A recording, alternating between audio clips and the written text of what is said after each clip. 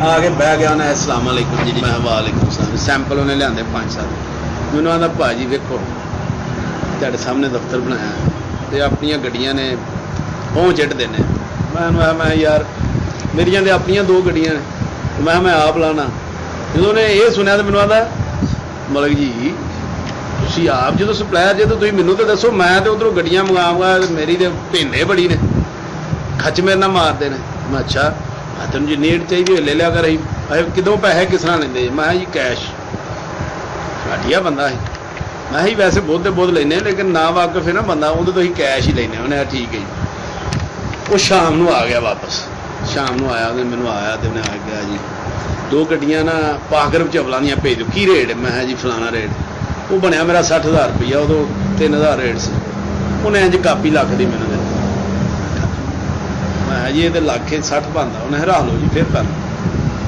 मैं लख रुपया रखा मैं ठीक है 2 फेरे लाए अगले दिन फिर आ गया 2 गड्डियां और भेज दो फिर लख मैंने दे मैं ध्याड़ा अगे 40 बजता उन्हें नहीं तुम ना लख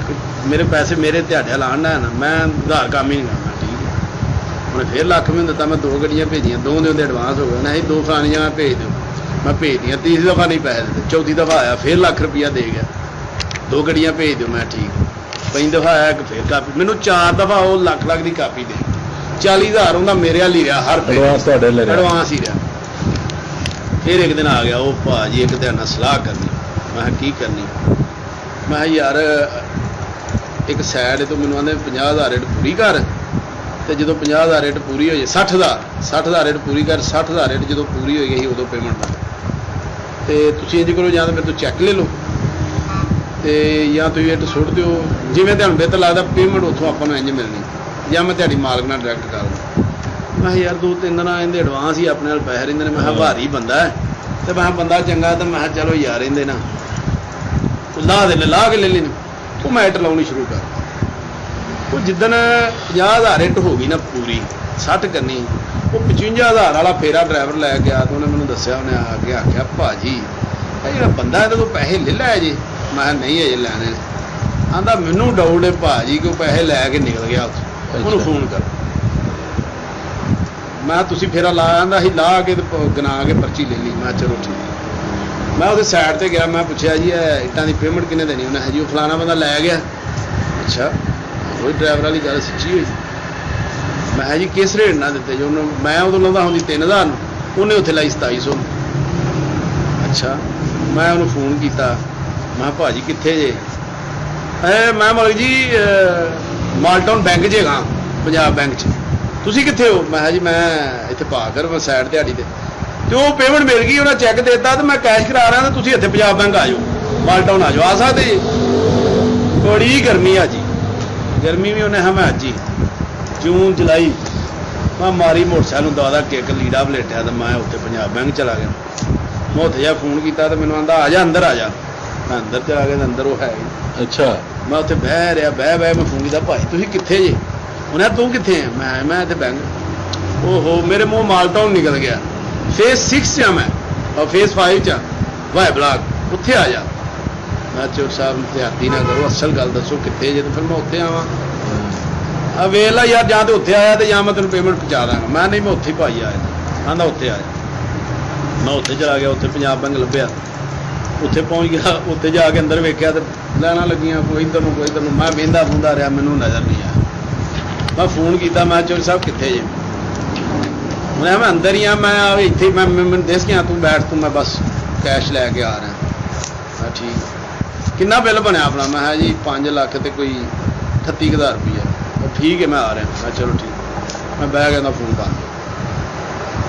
मैं ज्यों फोन मिलाउन लगा चोर साहब ज्यों फोन मिलाउन लगा ज्यों फोन मिलाउन लगा फोन कर आओ फिर एक दिन इंतजार किया 2 दिन 3 दिन मैं उनका ना भाई मेरा सी आई तो उन्हें तो जाए डाटा कढ़वाया डाटा कढ़ाया तो सिम कढ़ा ली उदों नहीं सी रौला होंदा जिहड़ा ना ही नहीं होंदी वो ना ही नहीं सी होंदी उदों स्यापा भी तां ही होया मैं वो सिम कढ़ा के तो फोन च पाउण दी देर होई फोन ते फोन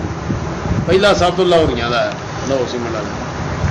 उन्हें हा यार भाई तुम उदों का फोन बंद किया सीमेंट लै गया वो आंदे पेमेंट लै गया कित्थे जे तुम मैं तू कौन बोल रहा मैं फलाना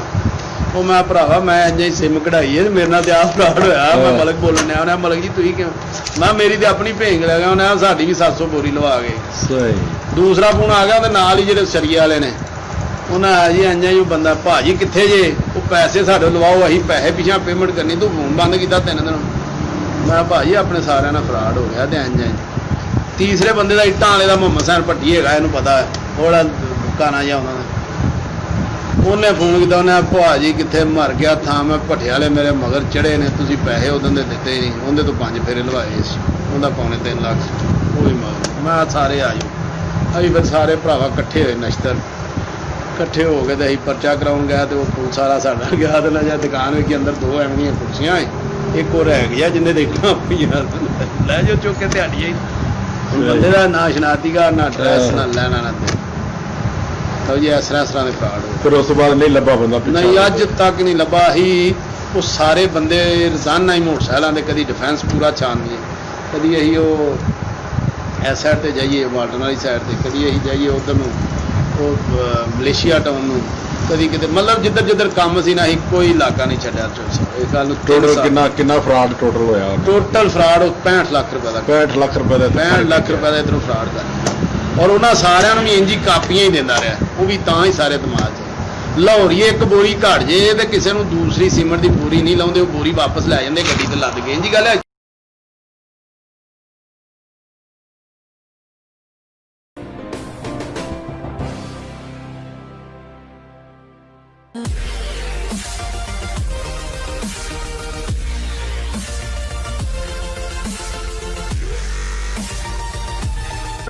अच्छी वीडियोस देखने के लिए हमारा चैनल ज़रूर सब्सक्राइब करें। शुक्रिया।